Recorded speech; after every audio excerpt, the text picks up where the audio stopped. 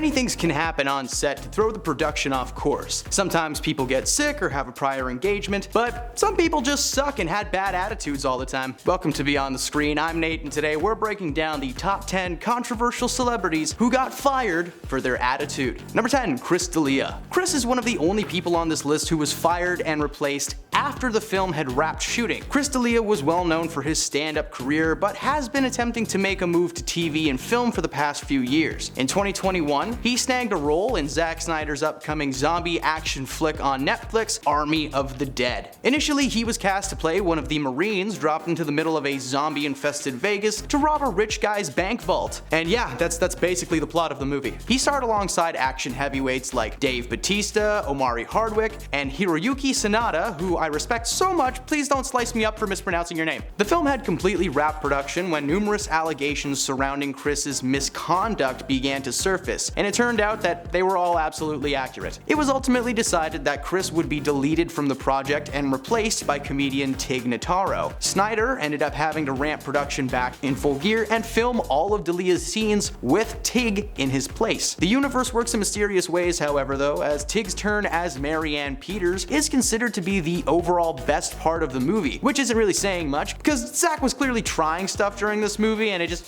didn't work at all. He somehow made a zombie tiger more hilarious than adorable. I'm not sure how you do that. Number 9, Juulianne Moore.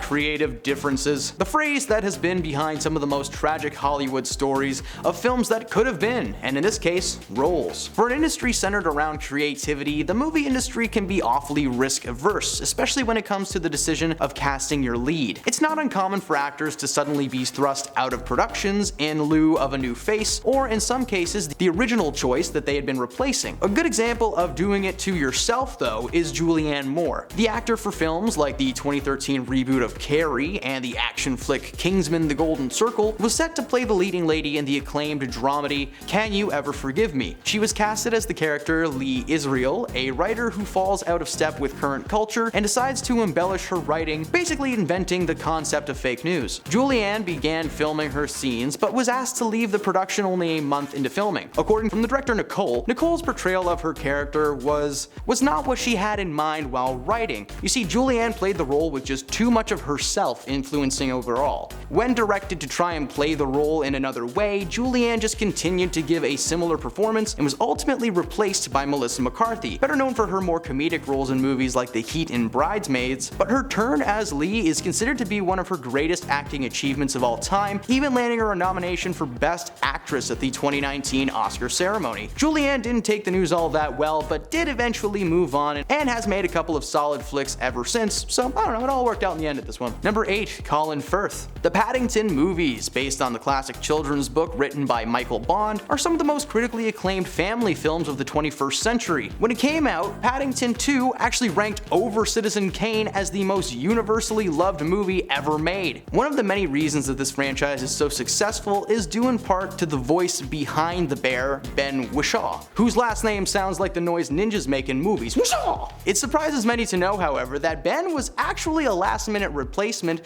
for the first pick, Colin Firth. Colin was initially attached to voice the titular bear through the entirety of the first film's production, with a trailer even being released including some of his pre-recorded dialogue. Colin is another actor who recorded every single one of their lines before getting the rug ripped out from underneath them. According to Firth, he actually wasn't informed that he had been replaced until the film was released without his voice in the role. He told Entertainment Weekly, "It's been bittersweet to see this delightful creature take shape and come to the sad realization that he simply doesn't have my voice." The decision was actually due to his voice just not fitting with the bear during the editing process. He sounded a bit too mature and proper, whereas Ben's turn as the character is bubbly and considered to be one of the most loved modern cartoon bears since Yogi and Boo Boo. Number 7, Eric Stolz. Alright, let's talk a little bit about the 1985 comedy sci-fi Back to the Future. I loved this movie growing up. The story followed Marty McFly, a high school student who's accidentally sent back to 1955 in a DeLorean invented by his close friend and scientist Dr. Emmett Brown, played by Christopher Lloyd, and he's forced to get his future parents back together before he disappears from existence entirely. Seriously, whoever pitched that movie must have been lacking in sleep.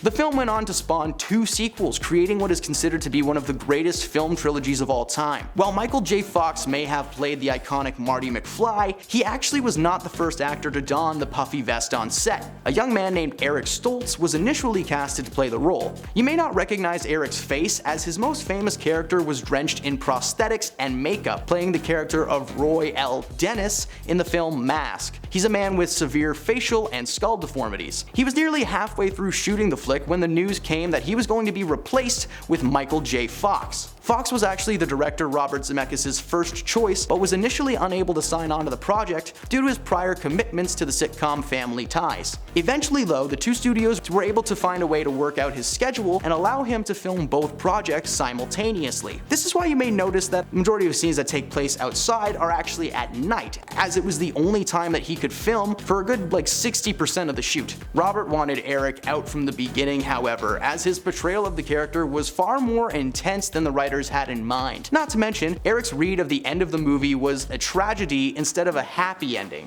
Hey, spoiler alert, at the end of the first film, Marty returns to 1985 after successfully getting his parents together, but instead of being poor and sad, the family is now thriving and successful. Somehow Eric took that as Marty being an outsider in a world that he didn't know, but just look at the truck that was parked in his garage when he got back. There's nothing tragic about that. His intensity combined with his depressing performance of the finale got him kicked off of the shoot only minutes after Fox became available. Number 6. Samantha Morton. A little Oscar gem was released in 2013 called Her. It's a romantic drama starring the future Joker actor Joaquin Phoenix as a man who becomes entranced with his new AI Samantha, who was voiced by Scarlett Johansson. She may just be a phone, but hey man, I'd fall for a Siri if she sounded like that too. However, the initial voice of Samantha was supposed to be portrayed by Walking Dead actor Samantha Morton, who actually recorded all of her lines for the character before she was let go. The reason? Well, apparently her portrayal of Samantha just did not vibe with what they had in mind for the character. When they got into the editing room, the team discovered that Samantha and Joaquin's performances just didn't mesh together in the way that was intended. Director Spike Jonze revealed at the 2013 American Film Institute Festival that Samantha was really involved with Joaquin had to work with on set. Her voice was being played in his ear during almost every scene to help with his delivery. Things were going well, but after reviewing the footage of his performance, it was clear that this was not going to be the right combination. These guys had zero chemistry together. They let her go and replaced her with Scarlett Johansson, who actually had to record her lines in between filming Captain America: Winter Soldier. It's hard to convey real emotions through voice acting at times, but Scarlett had no problem with that. It was nominated for Best Picture, and Spike Jonze won an Oscar for Best Original Screenplay. I know the description of this movie is a little weird, but hey, definitely give it a watch if you've never seen it. Number 5. Holly Hunter. If you took a poll of the best Disney movies of all time, you'll likely see that the animated kids classic Chicken Little is one of the worst movies that Disney's ever produced.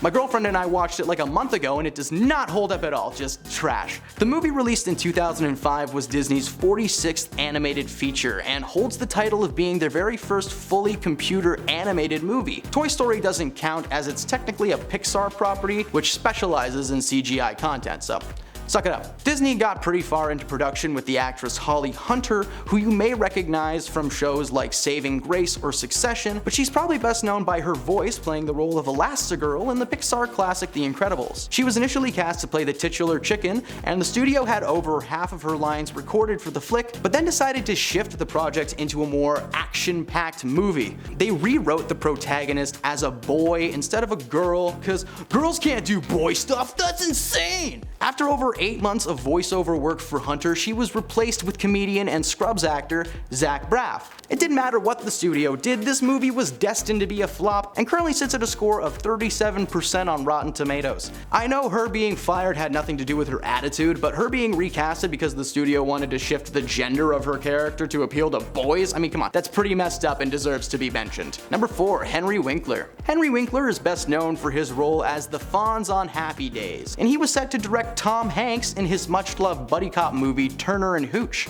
Unfortunately, these two had a pretty rough history together before that though. The Fonz had actually fought with Hanks in character on the set of Happy Days for one episode a few years prior. It would appear that Tom wishes he could fight Henry for real though, as rumor has it, the two of them just never got along at all. So much so that a few days into shooting Turner and Hooch with Henry behind the wheel, Hanks ordered Winkler to be removed from the set and replaced as the director. That's the kind of power Tom Hanks wields, you know? He can just walk on set and be like, no. Not only did Tom complain that Henry's behavior as director was annoying, he claimed that Henry was just overall bad at his job. He would take double the average time to reset a shot on set, he had minimal control over his actors, and he was apparently just always frustrated with having a dog on set. Like he didn't even read the script before he took the gig. That dog is a national treasure, man. What makes this firing even more tragic is the fact that when Winkler was delivered the news, one of the film's producers ripped Henry's contract up right in front of his face. Over the years, when asked about the incident, Henry denies that he's ever had any kind of personal or professional issues with Tom, but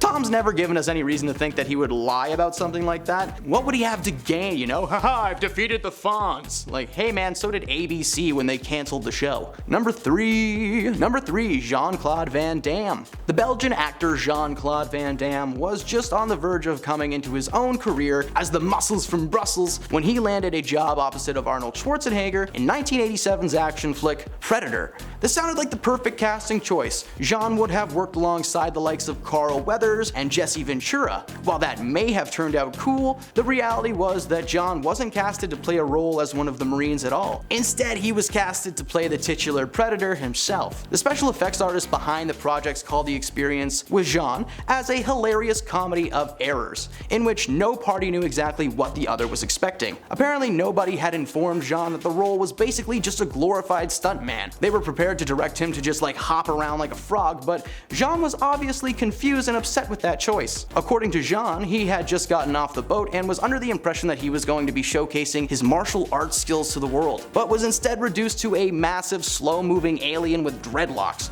To the surprise of absolutely nobody, Van Damme was furious and dispirited about spending the entire movie cooped up in a clunky and often ridiculous-looking suit, and was ultimately fired and replaced with Kevin Peter Hall. The idea that he was just on set I can barely move in this thing, oh man, it just makes me so happy. Number 2, Dennis Hopper. Dennis Hopper is one of the groundbreaking actors and directors of the 1960s and 70s New Hollywood, eventually finding his niche in the early 90s, playing villains in films like Speed, Waterworld, and the live-action Mario movie where he plays Bowser. Yes, that exists, and no, it's not good. So it came as no surprise when he was casted to play Christoph, the all-powerful TV producer controlling Truman Burbank's life in the film The Truman Show. The cast was stacked and included Hollywood heavyweight Jim Carrey as the titular Truman. Anyone with a brain cell would have been excited to be a part of this film, still considered to be one of Jim's best dramatic performances. However, 2 days into shooting his scenes for Christoph, which were only expected to take maybe 10 days, Hopper was unceremoniously let go from the set. Apparently Dennis had a contract in place with producer Scott Rudin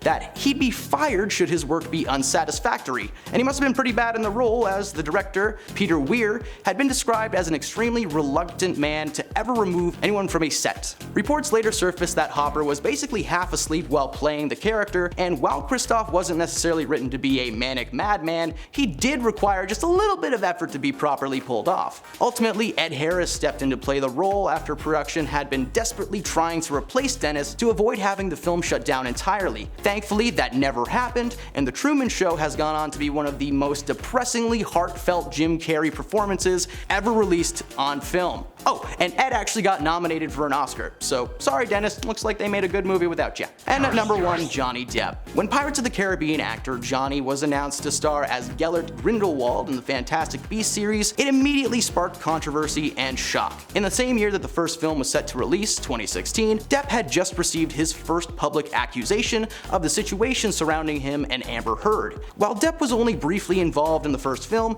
the second film, Crimes of Grindelwald, features his character in the prominent villain role. After losing his first libel suit against the British tabloid The Sun in 2020, Depp was ultimately asked to resign from the role, with Warner Brothers claiming that the bad press associated with Jhonny would bog down the film's release, which was not ideal considering they were trying to make as much money as possible before streaming giant HBO took over the property. When this decision was made, the production on the third film, Secrets of Dumbledore, had already begun, with Jhonny even filming his first scene. Because he filmed something at all, the studio was forced to pay him his entire $16 million check for the production. Critically acclaimed performer Mads Mikkelsen was brought in to replace Depp in the third film, with there literally being zero explanation as to why Grindelwald changed his face. This movie's set in the magic world. You telling me that they couldn't have just dropped in a little nugget of info during a fight or something, like, "You're going to perish. Oh, and by the way, there's a really good plastic surgeon around the corner. You should check him out." And there you go, my friends. Those are the celebrity baddies that were kicked off set for being so bad in their roles.